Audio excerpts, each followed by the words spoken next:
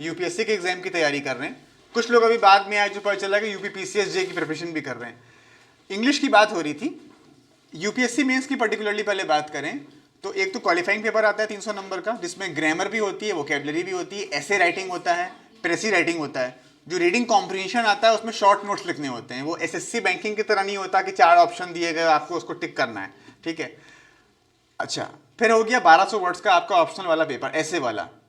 जिसमें आपको कंटेंट बहुत अच्छा चाहिए, आपकी आर्गुमेंटेटिव एबिलिटी कितनी अच्छी है, और इंग्लिश भले ही बहुत अच्छी ना हो लेकिन ऐसा ना हो कि बार बार हर 5वीं सेंटेंस में आपकी ग्रामर की कोई मिस्टेक हो रही हो, वोकेबलरी की मिस्टेक हो रही हो, वोकेबलरी का एक बहुत जो बचकाना रेपिटिशन होता है कि आप सेम वर्ड से बार बार काम चला रहे हैं, जो जनरली होता है ऐसे राइटिंग में, वो ना हो। क्योंकि लिमिटेड स्टॉक वोकेबलरी जो होता है वो दिखने लगता है, खास तौर से 1200 वर्ड्स के ऐसे में। फॉर एग्जाम्पल आप वर्ड यूज कर रहे हैं डाउटफुल, अब आप डाउटफुल को अगर 8-10 बार यूज करेंगे तो वो खटकेगा। सेम सिचुएशन के लिए अगर आपके पास मल्टीपल वर्ड्स हैं, डाउटफुल की जगह आपने यूज कर दिया एप्रीहेंसिव,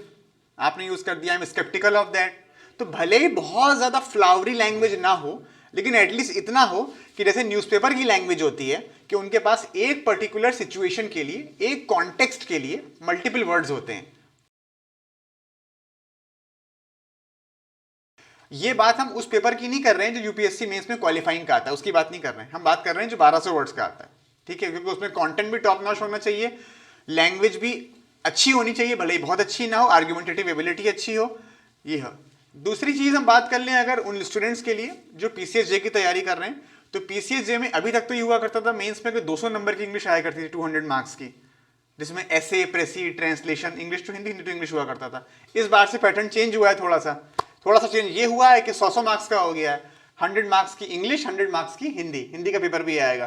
तो लेकिन जो 100 मार्क्स की इंग्लिश आएगी उसमें जो नेचर ऑफ द पेपर है वो तो वही रहेगा in terms of the syllabus के, ऐसे राइटिंग,